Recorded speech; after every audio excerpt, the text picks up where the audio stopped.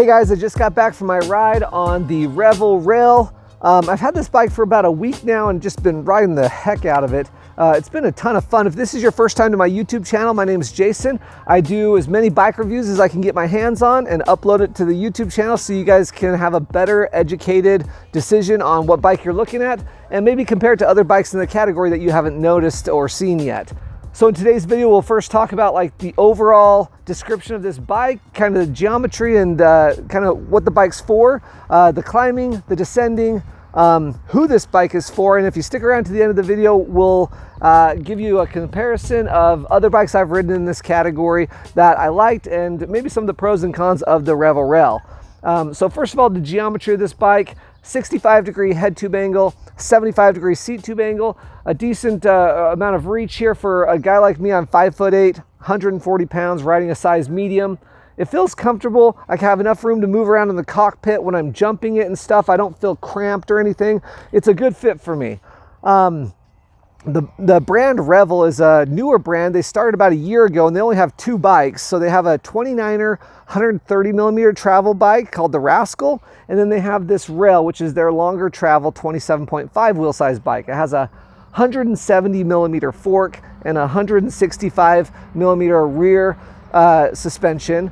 The bike I'm riding today is outfitted with rock shocks, although you can also get this bike with Fox suspension. I happen to love when I get to ride a bike with a Lyric on it because most of the bikes I ride have Fox 34s or Fox 36s on them.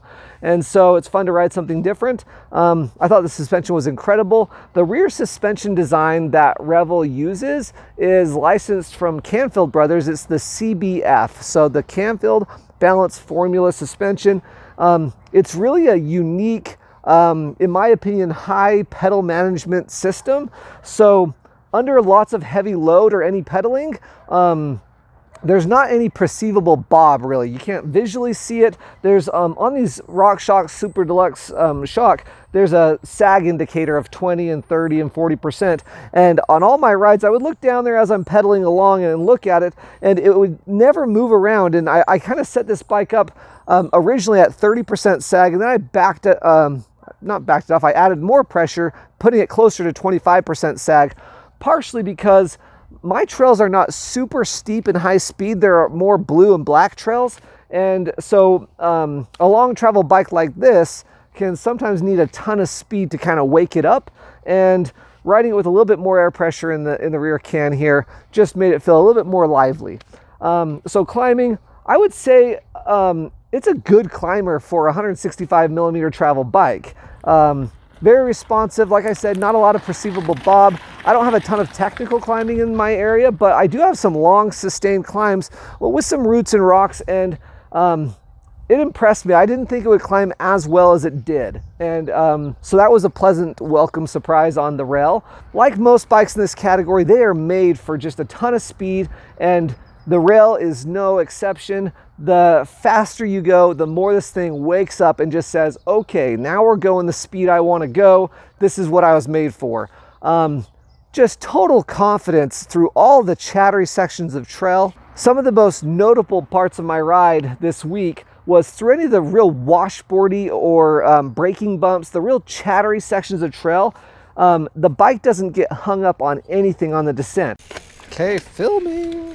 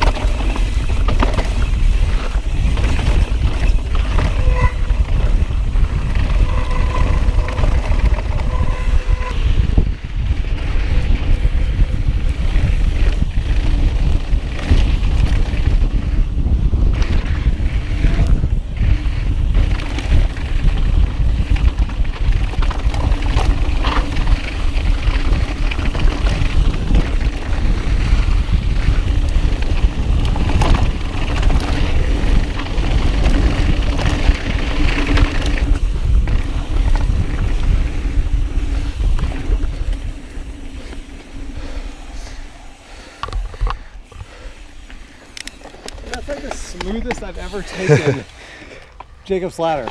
Feels super open, super active. The bike stays planted to the ground and just goes through those rhythmy sections of trail almost like it's smooth. It's incredible. If you've never had a chance to ride a Revel bike, this rear suspension is so unique. There's almost nothing else like it. The closest thing I could compare it to is maybe pivot bikes, you know, like a pivot Firebird kind of.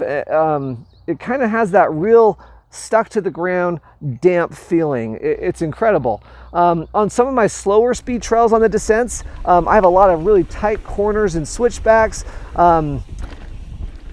I did notice coming out of tight switchbacks, the bike's a little slower. Most bikes in this category are. It's just the nature of the beast. This bike is made for some higher speeds, wide open throttle, just going mock chicken down trails. So yeah, I thought descending was incredible. Tons of confidence. The top section of trail that I rode is about a 3-minute segment called Jacob's Ladder. And I would say I had as much confidence and speed that I carried on that trail that I ever have on any other bike I've ever ridden. It's really good.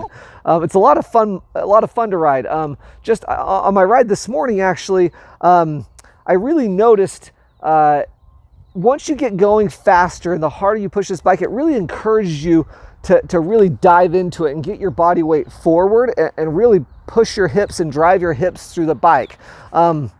All bikes have their different way of kind of being ridden and their different balance points, but I felt on this bike, certainly after a week of riding it, the more I drove my hips in through it and really worked the bike, especially on the slower speed trails, it really responds well to that if you're not going at high speeds. So now we've had a chance to talk about climbing and descending.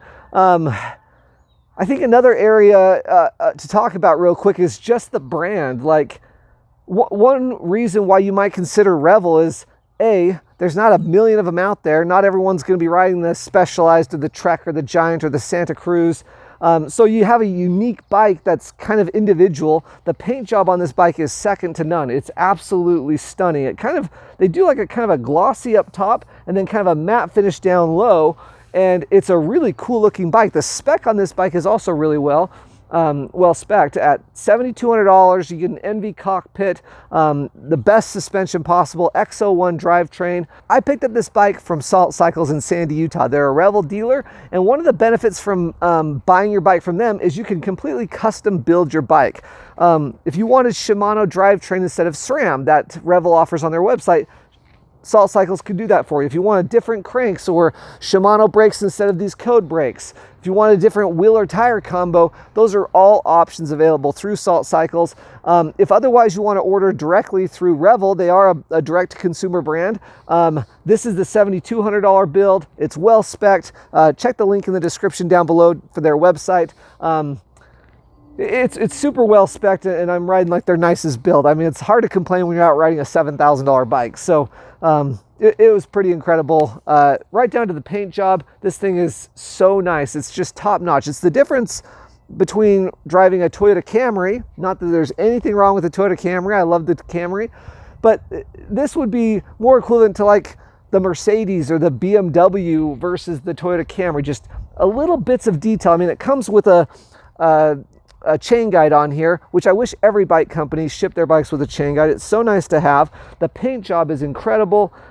Every little aspect of this bike is incredible. Speaking more about the user experience, the bike is dead quiet the entire time you're riding it. It's crazy how quiet this bike is. Part of having a quiet bike, it adds to the confidence when you're riding it. If you're not hearing your chain slapping around all over the place or the suspension making some funny noises, it just gives you more confidence to feel like, okay, you're riding fast, you're riding smooth, everything's okay. And then before I talk about other bikes that this compares to, I just want to say one more time about the Canfield Balance Formula suspension on this bike that Revel uses. Has so much traction in the corners. It's just, you got to get out and ride one of these bikes, whether you go to Outer Bike or if the Revel demo truck comes into your area, or if you're local, head into Salt Cycles, they've got demo bikes there. You got to try it and see how it compares to other bikes that you've ridden or that you're considering. The last thing I'll mention is the bikes that this compares to in my mind. I most recently owned the Ibis HD5, and I was really trying to think about how this bike compared to that. It feels just as quick and nimble as a trail bike. It climbs real similar to that bike. I would say that this feels slightly more confident for me, jumping and airing. Anytime I got the wheels off the ground, I just felt really in control of this bike. Other bikes that it compared to would be the Pivot Firebird. The rear suspension kind of behaves like a pivot bike, kind of like that Firebird slightly. This has as much confidence just mobbing down the gnarliest section of trail as the current Santa Cruz Nomad.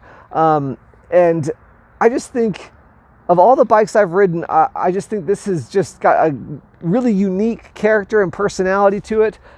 It's nice to ride something different, but you know, I would say it climbs better than the Nomad. It climbs probably about the same as the Ibis HD5. It feels kind of nimble on the trail. I recently, a year ago, rode the Rocky Mountain Altitude, which is a slightly shorter travel bike than this, but it kind of has a similar geometry and feel when you're sitting on it and riding it. The user experience is kind of the same, except for it's slightly more stable than the Rocky Mountain Altitude.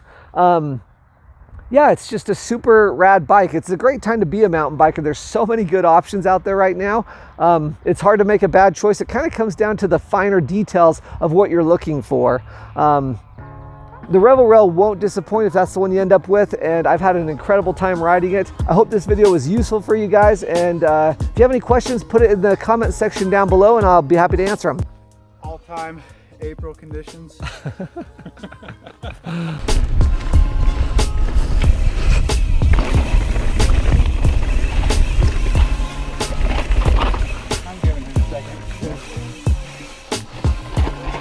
So blown.